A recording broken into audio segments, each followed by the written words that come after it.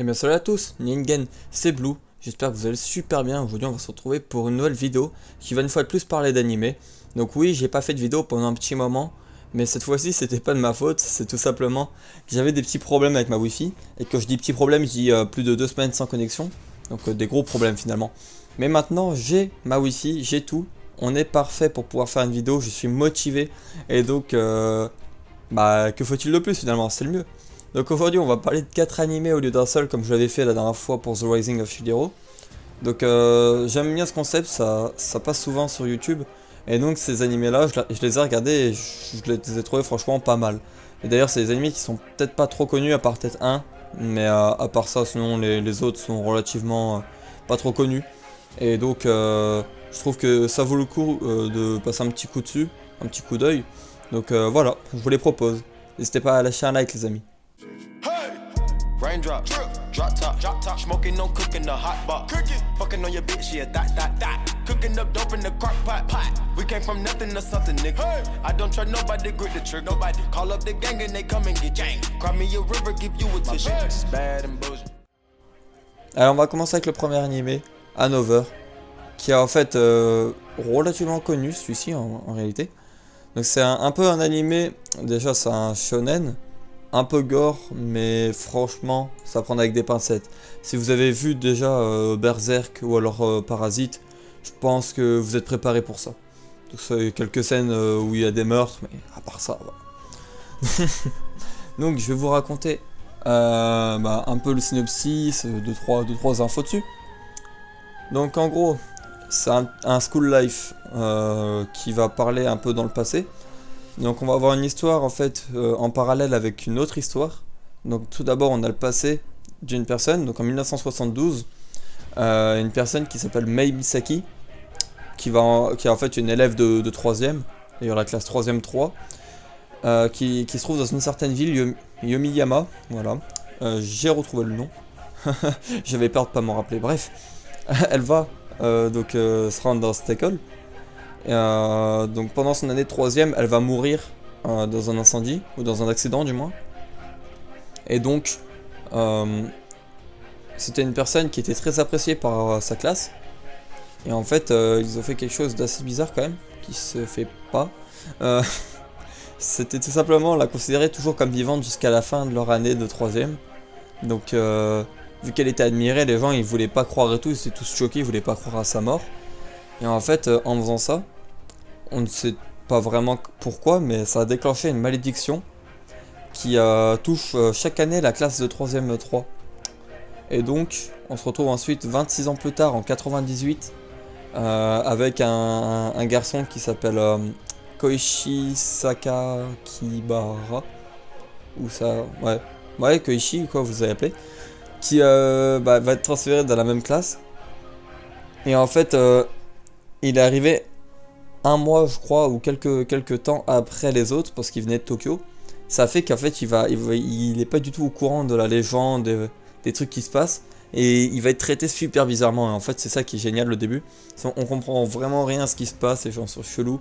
Il découvre une fille ensuite qui est ignorée de tout le monde. Enfin voilà, je vais pas vous en dire plus, mais en tout cas, c'est un animé chouette à voir, avec une histoire qui se tient bien.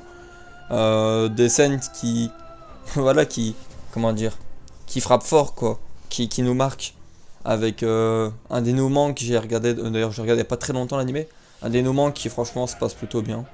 Donc voilà, un premier animé franchement qui est très beau. Donc voilà, Hanover, un animé franchement à voir qui a franchement un scénario inattendu.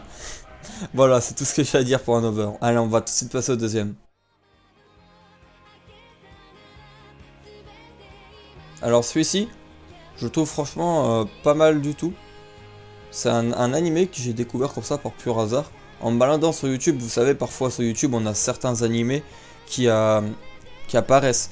Et bah celui-ci il est entièrement sur YouTube et du coup j'ai regardé l'épisode 1 et ça m'a franchement vraiment plu.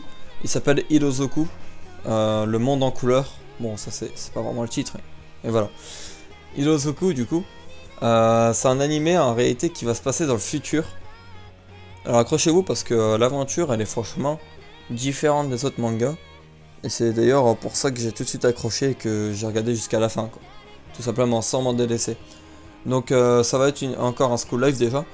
Une histoire qui se passe dans le futur, donc 60 ans après notre période. Bon, l'anime est sorti l'année dernière, donc 2078 en gros. Il y a une fille qui s'appelle Hitomi, qui en fait, qui est une mage. Ouais, la magie va exister dans ce monde-là, même dans le passé. Enfin, dans notre période à nous, en gros. Donc c'est une magicienne qui, en gros, elle a perdu sa faculté à voir les couleurs. En gros, elle voit tout en noir et blanc, quoi, totalement. Et en fait, ça la rend assez triste parce que déjà qu'elle est beaucoup renfermée sur elle-même. Mais genre, ne plus voir les couleurs depuis des années, ça la rend vraiment triste, en gros, voilà. Donc ce que sa grand-mère elle va faire pour l'aider, c'est qu'elle va en fait lui faire remonter le temps. Elle va lui faire remonter le temps de 60 ans dans le passé, donc en 2018. Et en gros, elle va rencontrer, par la suite, elle va rencontrer plein de gens. Et ensuite, elle va rencontrer en fait sa grand-mère, mais quand elle avait le même âge qu'elle, en gros. Elle avait 17 ans, je crois, ou 16 ans. Donc c'était assez perturbant au début, mais franchement, après, ça colle franchement très bien. Après, je vous spoil pas la fin, mais il se passe des choses qui font que franchement, c'est cool. En gros, je vais vous raconter un peu une autre petite partie de l'histoire. Elle va rencontrer un type qui aime bien dessiner. Et en gros, c'est sur ses dessins, et uniquement sur ses dessins, où elle arrivera à voir les couleurs au début. Donc c'est pour ça qu'elle va tout de suite s'accrocher à ce personnage qui s'appelle Aoi. Donc elle va tout de suite se rapprocher de ce personnage. Et après elle va reprendre sa vie à l'école, mais 60 ans dans le passé. Donc c'est marrant, il y a plein de trucs qu'elle connaît pas et tout. C'est assez drôle. Voilà, donc un animé franchement sympa à regarder. Bon après faut avoir envie de regarder du school life, hein. Il n'y a pas des actions magnifiques, il n'y a pas de combat forcément. Enfin voilà. Mais franchement c'est un animé que j'ai bien aimé regarder parce que j'ai trouvé franchement drôle. Voilà. Allez, on va passer à notre troisième animé, qui est sûrement le plus connu de la liste. Beaucoup d'entre vous doivent le connaître. C'est tout simplement Akame ga Kill. Donc, un animé qui est franchement très beau. En fait, c'est simple. Il est vraiment super bien fait. D'ailleurs, c'est un animé avec une animation franchement belle. D'ailleurs, je sais pas qui fait l'animation. Et franchement, les combats et tout, enfin, tout est bien fait en fait. C'est dingue. Donc, en gros, je vous raconte un petit peu l'histoire aussi. On est dans une espèce de passé en fait. Et en gros, on a un mec qui s'appelle Tatsumi, qui est en fait un combattant d'un petit village qui va rentrer dans une grande capitale, en gros la capitale du pays où il est. Je crois pas que c'est le Japon en fait, c'est un monde fictif, hein. Donc il va aller dans une capitale pour essayer de trouver de l'argent pour aider son village, car en fait c'est un village qui est très pauvre. En fait ils ont à peine de quoi manger et tout. Ensuite, il s'est fait en fait voler par quelqu'un, puis il a perdu son argent. Donc il va ensuite être pris en charge par une aristocrate, en gros qui va le recueillir dans la rue, elle va lui faire bon, bah viens, viens à la maison quoi.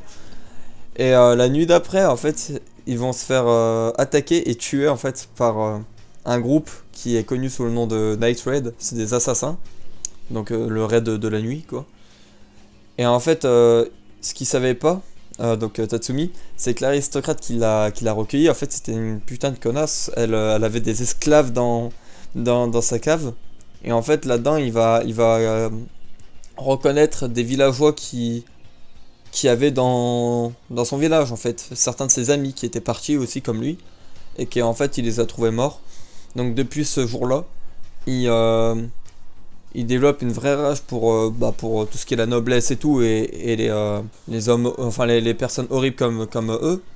Et donc, ce qu'il va faire, on a Akame, donc le personnage principal, qui va lui proposer de rejoindre leur groupe d'assassins, donc Night Raid, pour aller faire la justice en fait. Parce que l'armée, ouais, enfin voilà, tout ça, la royauté, forcément, elle est corrompue.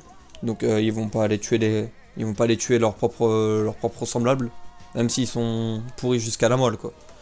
Du coup, on retrouve Tatsumi qui va apprendre le meurtre dans une team et tout, qui est franchement très bien. Après, je dis ça comme ça, mais il y a pas mal de morts dans cet animé, donc ça m'a un peu rendu triste. Mais bon, on n'y peut rien. Voilà pour cet animé, franchement. Même si jamais ça vous intéresse pas tant que ça, essayez de regarder au moins un combat, vous verrez, c'est franchement très bien fait. C'est magnifique, même, je dirais. Voilà. Allez, on va passer au dernier animé qui est également un shonen, Seraph of the End ou alors Owari no Seraph en japonais. Celui-ci aussi, je crois qu'il est connu, mais j'ai quand même voulu le mettre parce que voilà, je le regardais pas trop longtemps et je le trouvais franchement cool. Donc l'histoire en fait, elle va suivre un jeune garçon qui s'appelle Yu, qui est en fait un humain normal et qui est en fait l'un des seuls survivants d'une terrible maladie qui s'est abattue sur la Terre. En fait, la maladie, elle a tué toutes les personnes de plus de 15 ans, je crois, ou de plus de 13 ans. Ce qui fait que il y a pratiquement plus que des enfants qui ont survécu en fait à la maladie, si vous voulez. Ensuite, il va se faire capturer par des vampires. Oui, des vampires. Ils vont se faire capturer en fait. Ils vont capturer tous les enfants pour en faire des esclaves. Un peu à la mode The Promised Neverland. Du coup, ce qui va ensuite se passer, c'est qu'ils vont vouloir s'échapper au bout de plusieurs années en gros. À cette raison, il va vouloir s'échapper d'une espèce de ville souterraine où ils ont été capturés. Et le problème, c'est que ils pensaient, tu vois, tout connaître parce que en fait, ils sont rapprochés de l'ennemi pour leur subtiliser des informations pour sortir et tout. Et le problème, c'est que ils savaient déjà qu'ils allaient sortir, donc ils ont tué presque tout le monde. Et même tout le monde. Et Yu, ça va être le seul survivant de son groupe qui a survécu, qui a réussi à partir. Et donc, son boulot, ça va être l'exterminateur de vampires, car il va être choisi et recruté par la suite du coup par des humains pour aller exterminer les vampires. Donc c'est un animé de vengeance en fait qui est franchement très bien. On a Yu qui est attisé un peu par la haine. Au début, il veut tuer tout le monde, puis ensuite il va y avoir des péripéties, une histoire et tout. Enfin, franchement, j'ai vraiment aimé l'animé. C'est dommage que ça se finisse. Il y a une deuxième saison. Et c'est dommage que ça se finisse comme ça. J'espère que la saison 3 va bientôt sortir. On n'a pas d'infos là-dessus. Mais franchement, c'est un animé qui est beau à regarder. Enfin, c'est pareil. On a des power-ups, des belles choses. Donc voilà les amis. Un petit récapitulatif de ces 4 animés. Si vous avez la moindre question sur un des animés en question, n'hésitez pas à me l'envoyer dans les commentaires. Et puis si vous aimez ce genre de vidéo, n'oubliez pas de lâcher un like, ça fait toujours plaisir. Je vais vous lâcher une vidéo là d'un autre animé spécialement pour l'été qui franchement j'ai trouvé super drôle. Donc peut-être que ça parle déjà des gens, un animé d'été et qui est drôle. Enfin voilà, on va faire une prochaine vidéo uniquement sur les animés drôles la prochaine fois. Donc j'espère que cette vidéo elle vous aura plu, que ça vous aura plu du coup mon avis un peu sur les épisodes. N'hésitez pas à vous abonner si c'est pas déjà fait et puis je vous dis à bientôt pour de nouvelles vidéos. Salut à tous.